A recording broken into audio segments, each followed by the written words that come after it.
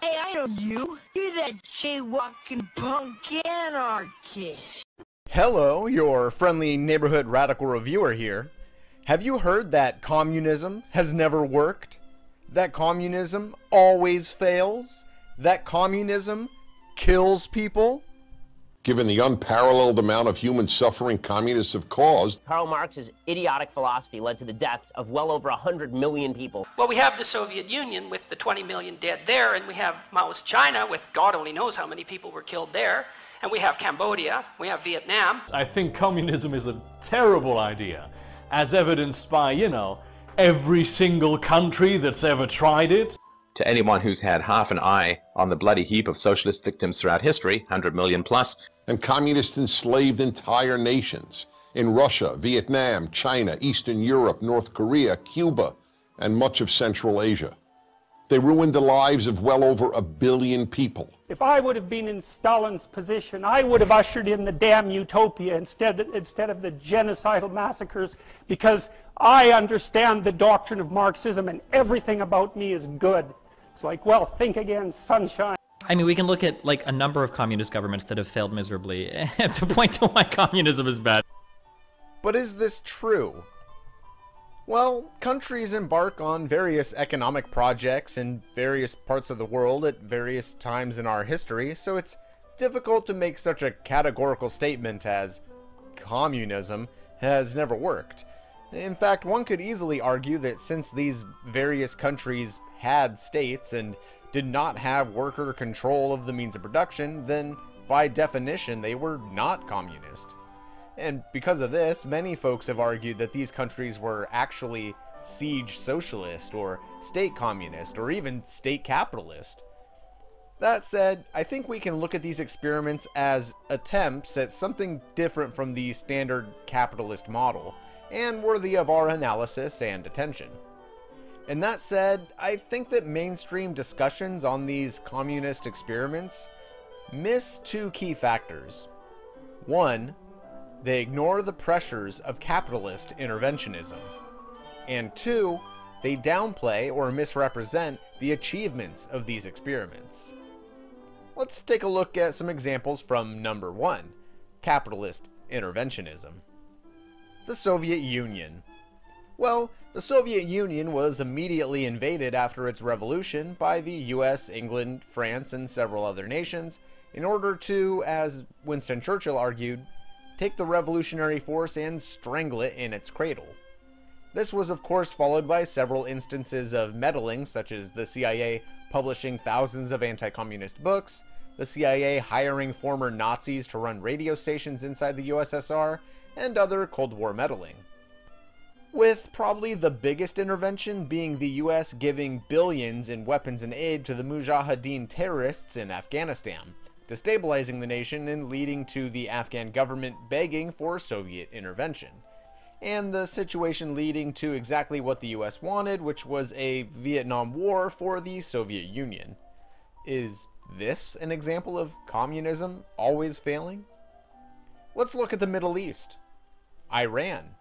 We have the US helping to overthrow the democratically elected Prime Minister Mohammad Mossadegh and replacing him with the anti-democratic, anti-communist Shah, whose Savak secret police engaged in imprisonment and torture of communists. Iraq. In Iraq, you have a similar situation with a US-backed coup which put Saddam Hussein in power, who led a destructive campaign against the socialist-leaning Ba'athist Party. Or Afghanistan. As mentioned earlier, you have the US funding the anti-communist religious extremists, the Mujahideen, completely destabilizing Afghanistan's secular, communist-friendly government. Are these examples of communism always failing? Let's look at Southeast Asia. Vietnam. The people of Vietnam, widely inspired by the Founding Fathers and other groups who fought for independence against colonial rulers, came together to fight for their independence. They fought against the Chinese, the French, and finally against the United States, all of which were trying to keep Vietnam from becoming an independent nation. It was widely known at the time that if an election was ran at any point during the Vietnam War, the Communist Party would have easily won. Luckily, Vietnam was able to win its independence and remains highly communist today, though it has had to substantially rebuild its infrastructure after decades of fighting for its own independence. Cambodia.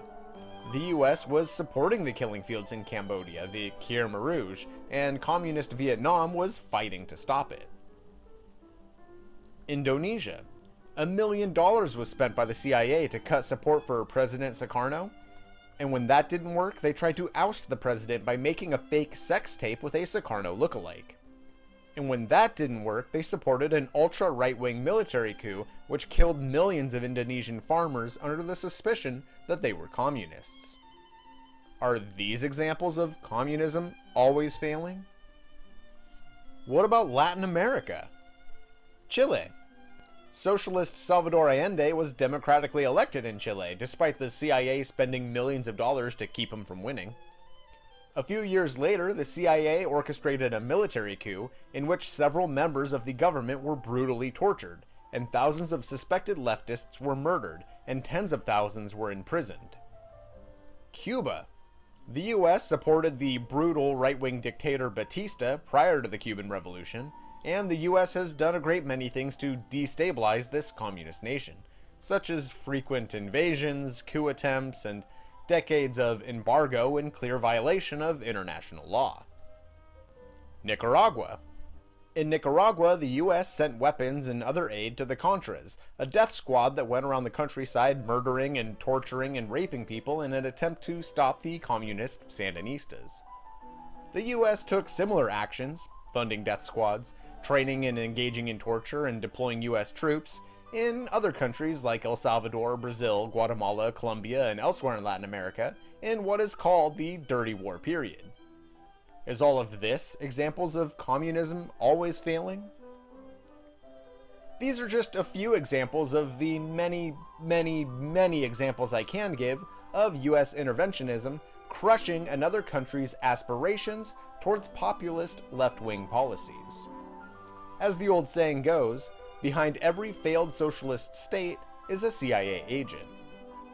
For more information on this kind of thing, I recommend William Bloom's wonderful books Rogue State and Killing Hope, or Michael Parenti's books The Sword and the Dollar or The Face of Imperialism.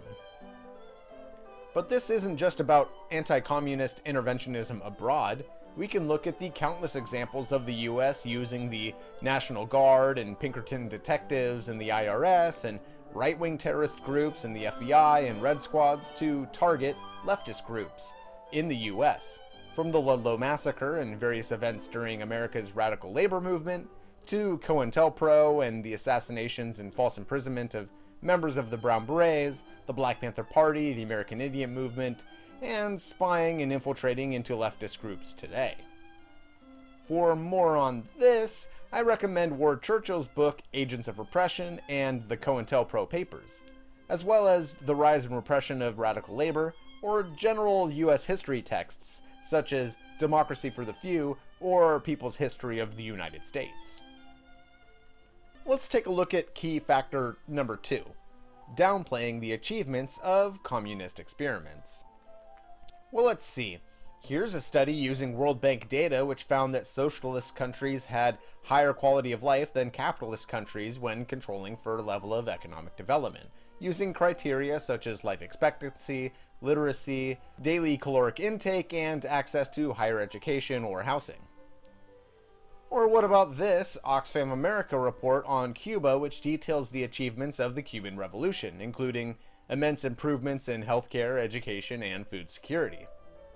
I might also recommend checking out other videos on this channel, or Luna Oi's channel, which often discusses the living standards and achievements of the communist government in Vietnam.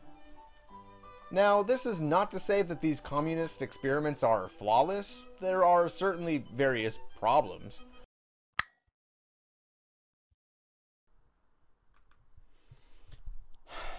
Listen, for reals, don't think I'm trying to say something I'm not. I'm no tanky. I'm not denying that the Holdomer happened, or that the police in Hong Kong aren't being total bastards, or whatever. I'm against state repression no matter the state. I'm just trying to point out that the US has a long history of repressing leftist movements and distorting their achievements. although many folks will argue that things like limited political representation or political prisoners is a response to repression from capitalist nations such as the US sponsoring terrorism in Cuba and other stuff I mentioned in part 1. But I don't want to get into this too much and make the video way too long, so let's leave that there for now. Basically, my point is this.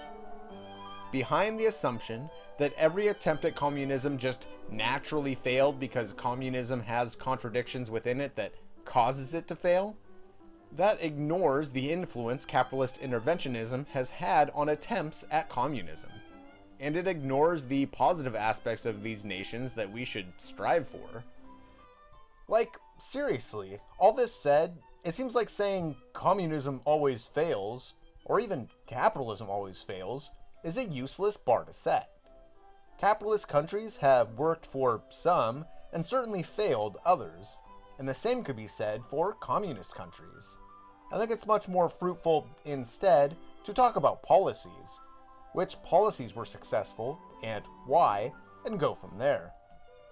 So the next time someone argues that communism has never worked, or that communism always fails, or that communism killed 500,000 gazillion people, recognize that they probably have no idea what they're talking about, and do them a favor and direct them to this video, or to one of the other recommended videos or books.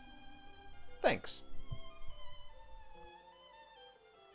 Some pundits and propagandists would label our desire to move in a rational direction and a peaceful reconstruction as weakness or folly or isolationism or dangerous pacifism, but we have another name for it: to wrest the wealth and power out of the hands of the military-industrial complex and the multinational investor class and give it back to the people so that they can become the agents of their own lives and social conditions. We have another name for that. We call that democracy, the victory of the republic over the empire. Democracy, and let's have more of it. We are so desperately in need of it. Thank you, brothers and sisters.